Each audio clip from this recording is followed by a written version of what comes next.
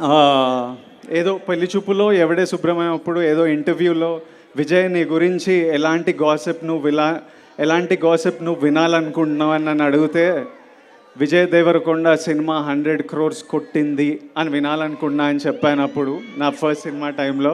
అప్పుడు అదో కళ, ఎప్పుడైనా ఇలా జరగాలి, ఇలా చేయాలి అని ఒక డ్రీమ్. అలాంటిది మన 4th సినిమాకే మనం 100 crores కొట్టిన సినిమా గీతా గోవిందం.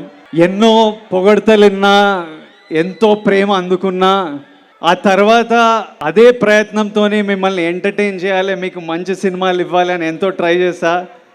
కానీ ఇప్పటి వరకు గీతా గోవిందంని బీట్ చేసే సినిమా రాలేదు, చేయలేదు. ఆ 100 crores కొట్టాలి అని డ్రీమ్ చేసిన పిల్లోడు, ఆ 100 crores కొట్టిన పిల్లోడు మళ్ళీ 200 crores కొడతానని ఓ సినిమాకి చెప్పాడు. 200 crores కొడతానని స్టేట్మెంట్ ఇచ్చాడు, కానీ కొట్టలేదు.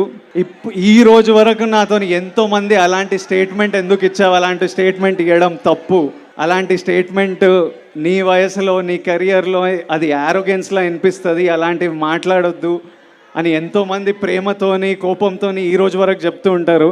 కానీ ఈరోజు నేను చెప్తున్నా, 200 crores కొడతాననే స్టేట్మెంట్ ఇవ్వడం తప్పు కాదు, 200 crores కొడతా అని స్టేట్మెంట్ ఇచ్చి కొట్టకపోవడం తప్పు. దానివల్ల నేను ఎన్నో తిట్లు తింటుంటా, ఎన్నో ఇన్సల్ట్లు వింటుంటా. I deserve it. నేను 200 crores ఏదో రోజు కొడతాను. అది కొట్టే వరకు మీరు ఎంతైనా తిట్టండి, నేను పడుతుంటా. ఇప్పుడు కూడా దీన్ని యారోగెన్స్, బల్బు అని అనుకునే వాళ్ళు ఉంటారు, కానీ ఇది నాకు నా మీద ఉన్న కాన్ఫిడెన్స్, నా నమ్మకము. ప్రతిరోజు బెడ్ లేచినప్పుడు అదే నమ్మకంతో లేస్తా, పనికి వెళ్ళినప్పుడు అదే నమ్మకంతో వెళ్తా, ఇక్కడ నిలబడ్డప్పుడు అదే నమ్మకంతో నిలబడతా. ఇంకొకరు స్టార్ అయితే మనం అవ్వలేమా ఏంటి? నేను స్టార్ అయితే మీరు అవ్వలేరా ఏంటి? ఇంకొకరు 200 కోట్లు కొడితే మనం కొట్టలేమా ఏంటి? నేను కొడితే మీలో ఎవరో ఒకరు మళ్ళీ కొట్టలేరా ఏంటి? మీ అందరికీ ఇది ఎందుకు చెప్తున్నా అంటే, ఇదో జర్నీ.